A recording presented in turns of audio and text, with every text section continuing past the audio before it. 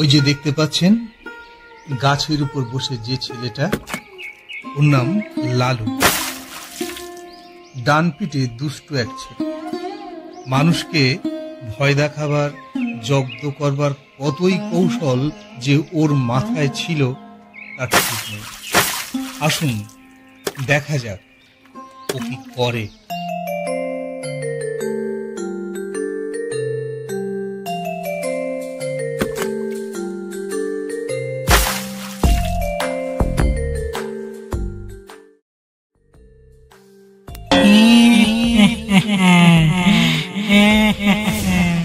ও বাবা গো, মরে গেলুম গো।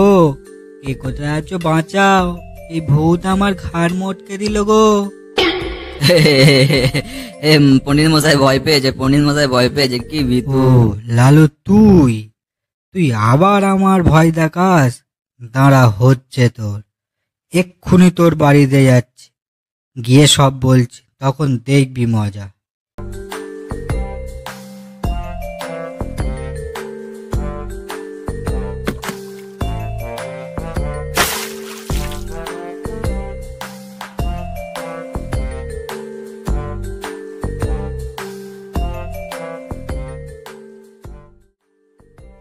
এই লেলো, তুই পণ্ডিত মশাইকে আবার ভয় দেখিয়েছিস? তোর কি কোনোদিন শিক্ষা হবে না? যত বড় হচ্ছিস তত কি বাঁদর তৈরি হচ্ছিস? কবে রে একটু মানুষ হবি শুনি? বারে, উনি এত ভীতু বলে আমার কি দোষ? আমি তো শুধু গাছ থেকে লাফিয়ে পড়েছিলাম। তবে রে, আবার মুখে মুখে চোবড়া হচ্ছে। আমার কি দোষ?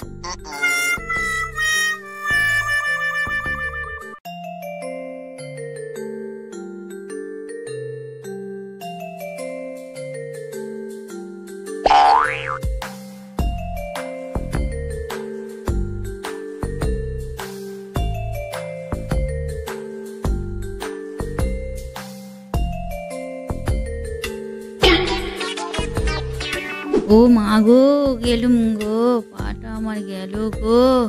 ওই তোরা কে কোথায় আছিস, এদিকে আই রে, আমার চল রে।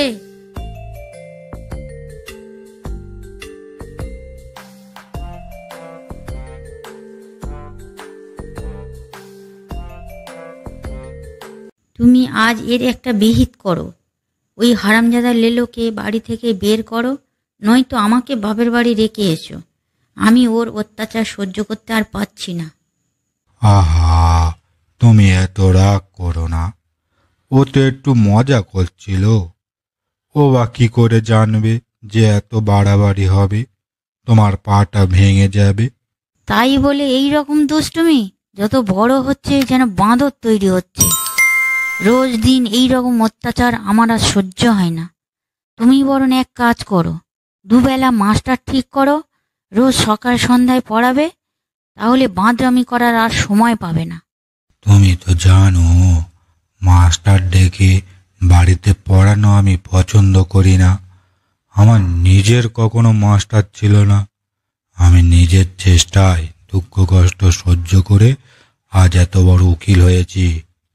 আমি চাই আমার ছেলেও তেমন করে বিদ্যা লাভ করুক, কিন্তু এই বছর যদিও ক্লাস পরীক্ষায় প্রথম না হতে পারে, তবে না হয় ওর জন্য বাড়িতে মাস্টার রাখা যাবে।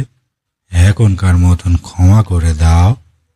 সে যাত্রায় লালু পরিত্রাণ পেল বটে, কিন্তু মনে মনে মায়ের উপর রেগে রইল, কারণ মা তার ঘাড়ে মাস্টার চাপানোর চেষ্টা করেছিলেন। সে জানতো বাড়ির মাস্টার ডেকে আনা মানে পুলিশকে ডেকে আনা, এ দুটো প্রায় সমানই।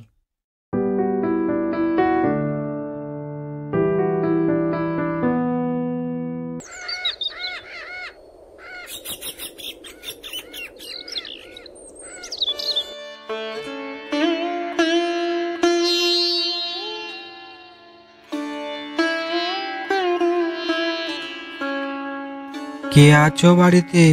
চিঠি আছে।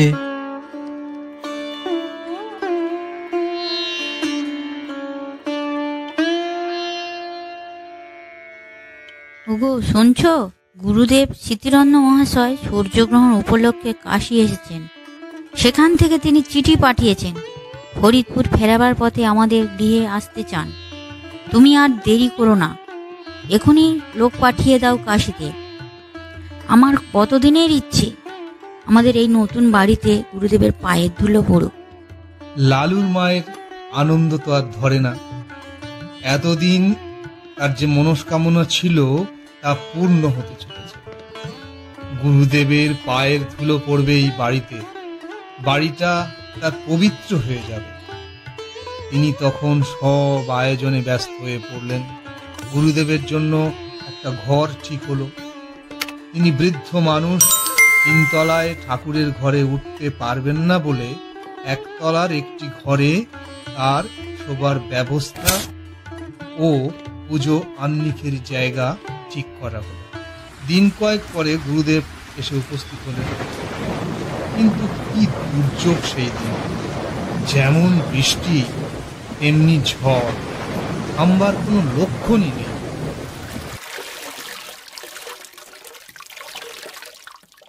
এই দুটো খেয়ে নিন বাবা, সামান্য কিছু আয়োজন করেছি। কিছু খেয়েই আপনি বিশ্রাম নিন, আমি আপনার শোবার ব্যবস্থা করছি।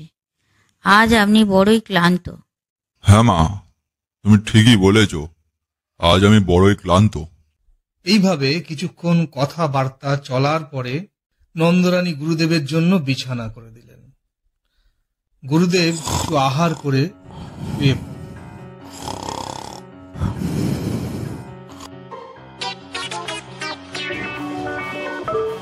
হঠাৎ গভীর রাতে কিসের যেন একটা ঠান্ডা স্পর্শে গুরুদেবের ঘুম ভেঙে গেল।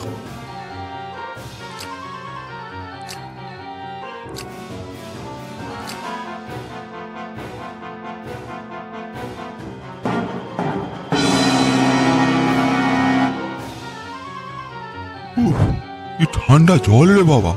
নতুন বাড়ি করলো নন্দরানী, এর মধ্যে ছাদ ফেটে জল পড়তে আরম্ভ করে দিয়েছে।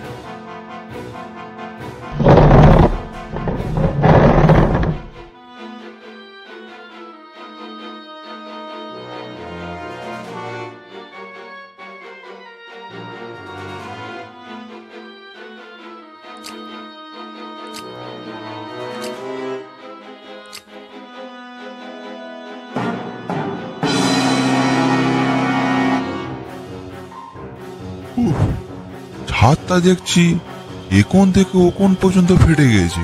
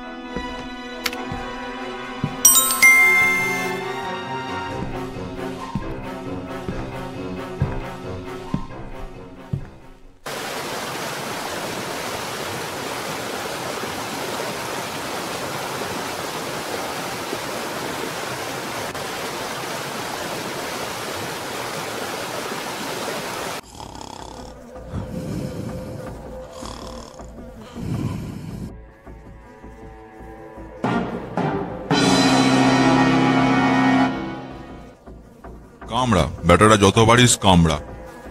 সকাল পর্যন্ত যদি এই পানটা থাকে দেহে, তাহলে সকালে উঠেই যে গাড়ি পাবো সে গাড়ি ধরেই দেশে পালাবো। কেন যে মরতে এই দুর্ভাগা দেশে এলুম।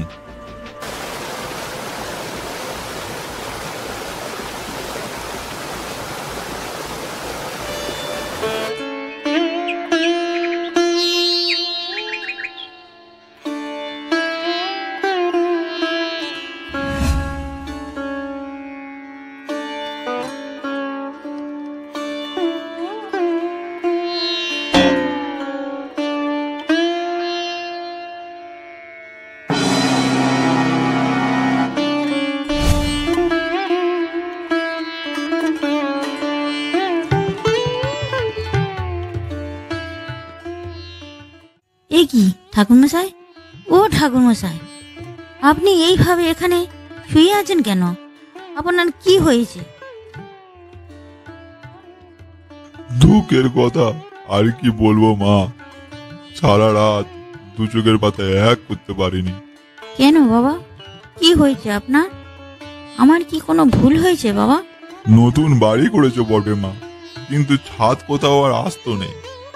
সারা রাত বৃষ্টি বাদল বাইরে তো পড়েনি, পড়েছে আমার গায়ের উপর। হাত টেনে যেখানে নিয়ে যায় সেখানেই জল পড়ে, পাছে ছাদ ভেঙে মাথায় পড়ে। এই ভয়ে বাইরে এলাম, কিন্তু তা তো কি আর রক্ষে আছে মা? পঙ্গপালের মতো ডাঁস ডাঁস মশা ঝাঁকে ঝাঁকে সমস্ত রাত্রি যেন খুব লেগেছে আমার। এধার থেকে ওধার ছুটে যায়, আবার ওধার থেকে ছুটে এধারে আসি। গায়ের অর্ধেক রক্ত তো বোধ করি আর নেই মা। বহু প্রয়াস, বহু সাধ্য সাধনায় ঘরে আনা বৃদ্ধ গুরুদেবের এই করুণ অবস্থা দেখে নন্দরানীর দু চোখ অশ্রু সজল হয়ে উঠল। তিনি বললেন, গুরুদেব, বাড়িটা যে আমার 3 তলা, আপনার ঘরের মাথার উপরে যে আরো 2খানা ঘর আছে, বৃষ্টির জল 3-3টে ছাদ ফুঁড়ে নামবে কি করে? কিন্তু বলতে বলতে তার হঠাৎ মনে হলো এই কাজ নিশ্চয়ই তার ছেলে লালুর। তিনি তখন ছুটে গিয়ে ঘরে বিছানা হাতড়ে দেখলেন মাঝখানের চাদরটা অনেকখানা ভিজে এবং মশারি বেয়ে ফোঁটা ফোঁটা জল ঝরছে।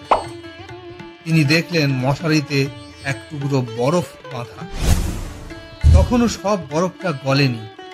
তিনি পাগলের মতো ছুটে বাইরে বেরিয়ে এলেন।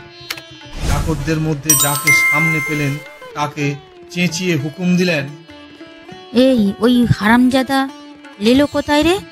আজ কাজকর্ম সব চুলোই যাক গে, বজ্জাতটাকে যেখানে পাবি মারতে মারতে ধরে আনবি। এ কি কাণ্ড করছো তুমি? হলো কি তোমার? হয় তোমার ওই ছেলে লেলোকে বাড়ি থেকে তাড়াও, না হয় আজ আমি এই গঙ্গায় ডুবে এই মহাপাতকে প্রায়শ্চিত্ত করব। কি করলো আবার সে? বিনা দোষে গুরুদেবের দশা কি করেছে নিজের চোখে দেখো গে।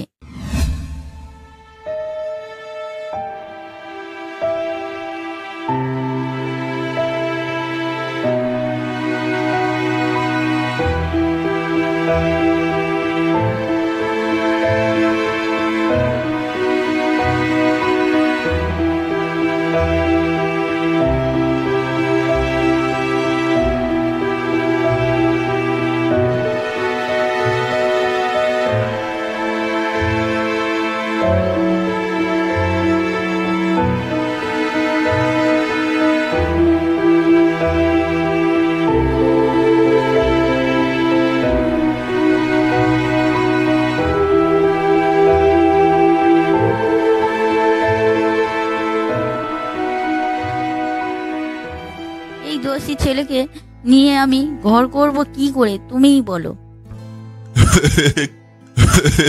কি বোকা আমি। माँ जी, लालू बाबा तो घर में नहीं है। গিন্নিমা, দাদা বাবু মাসিমার বাড়িতে বসে খাবার খাচ্ছে। মাসিমা তাকে আসতে দিল না যে। মাসিমা মানে নন্দর ছোট বোন, তার স্বামীও উকিল, তারা অন্য পাড়ায় থাকে। এই ঘটনার পর লালুকে দিন 15 আর বাড়ির ত্রিসীমানায় দেখা যায়। সে মাসির বাড়িতেই রয়ে গেল।